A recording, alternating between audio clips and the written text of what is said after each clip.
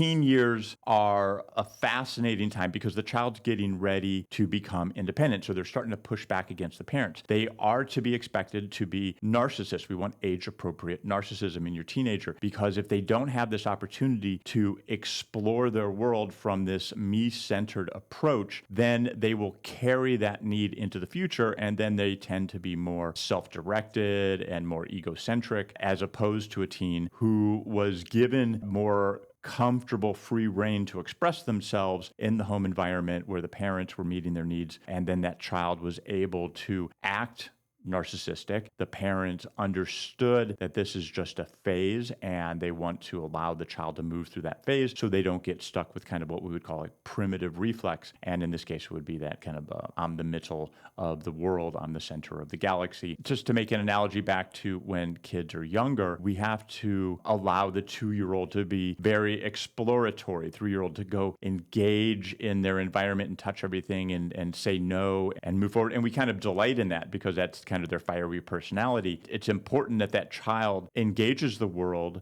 at 3 years old, 2 years old, 4 years old with this unbridled curiosity to go touch and explore and see what it's about. Because if they didn't have that internal wind driving them forward, then they would not understand or have opportunities to understand their environment as much as the other kids who kind of had a more intense personality. So they're just downloaded with this, if you want to call it an operating system, that drives them to want to take charge of their environment so they can start to create a foothold and a self-identity. And the same thing's happening with the teenagers, just in a different way. And obviously, as a parent, you find it a little bit more annoying because you don't have as much control over your teenager as you do your 2 and 3-year-old. You can obviously go and grab your 2-year-old and 3-year-old and pick them up and just move them to another situation. You can't really do that with a teenager without having huge pushback and maybe a police report. You have to kind of accept that you're not as much control. And that's the ego play that a parent has that starts to create a more difficult relationship. And